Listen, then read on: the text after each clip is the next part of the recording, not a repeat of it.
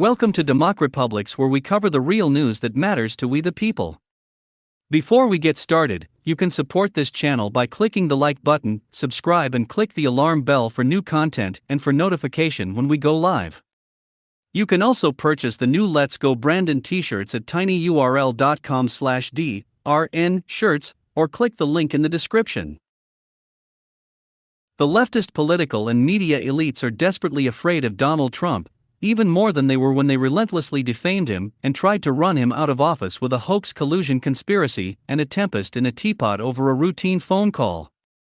A Trump return to the White House on January 20, 2025, would represent a massive repudiation of those who have arrogated to themselves the authority to tell us what to think, and those self-appointed intellectual and moral superiors are doing everything they can think of to try to preserve their crumbling hegemony.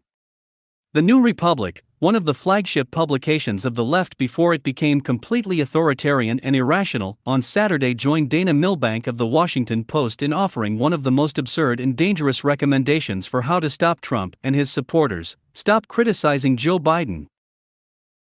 Yes, that's right, the New Republic is mulling over destroying our free society in order to save it. Concerns mount over the future of free and fair elections. A debate has broken out about whether the media must protect Biden to save the republic. Jason Linkins, a deputy editor at the New Republic, begins his piece by saying, "This week, President Joe Biden hopped onto Zoom in an effort to shepherd the world along the path to stronger global democracy, during a two-day summit with other world leaders. He'll be making his case, however, amid growing concerns about democracy here at home." The concerns about democracy that Linkins is talking about aren't the lingering questions about election fraud in 2020. On the contrary, Linkins is talking about the supposed destruction of democracy that the left would have us believe would ensue were Trump to attempt to return to the White House in 2024. Whether we like it or not, says Linkins, there is reason to be gravely concerned.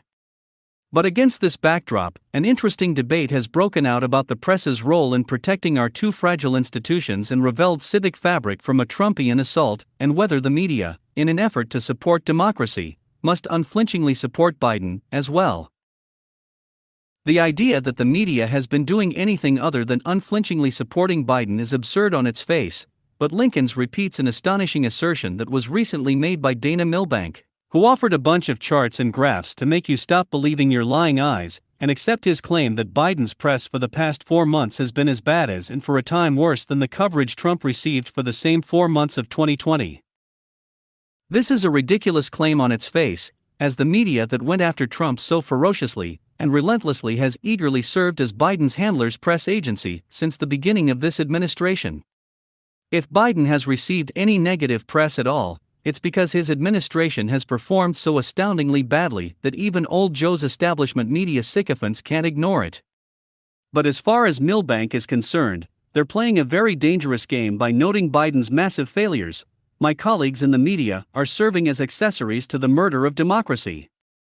This is because, says Milbank, the country is in an existential struggle between self-governance and an authoritarian alternative. And we in the news media, collectively, have given equal, if not slightly more favorable, treatment to the authoritarians. Ironically, Milbank may actually be right. The country really does seem to be in an existential struggle between self-governance and an authoritarian alternative. But the real authoritarians here are those such as Milbank himself who believe that the media should become even more partisan and sycophantic in its coverage of Biden. A hallmark of a free society is a free press. The idea of the press being bound to only one point of view, whether by government control or the ideological lockstep that prevails in the media today, is detrimental to any free society. Even the New Republic's Linkins seem to realize this, at least to some degree, albeit not clearly enough to stop him from presenting Milbank's prescription as a serious proposition rather than denouncing the Post journalist as the fascist he is. Linkins offers a mild objection to Milbank's recommendation. Blind fealty to heads of state is the hallmark of dictatorships, not democracies. Accountability is central to any cause of democracy. Linkins argues for a free press on the basis of what he perceives as the need for more socialism, when Jen Psaki rudely mocks the idea of sending free rapid tests to every American, any defender of democracy keenly aware of the public need and the potential to revive such civic spirits would and should offer a riposte. Lincoln is not a genuine supporter of democracy himself. He comes out strongly for the Democrats' right to cheat in elections, accusing Republicans of Jim Crow-era electoral tactics for their efforts to restore some integrity in the voting process. He concludes that no true partisan for democracy can simply be a reflexive defender of a politician.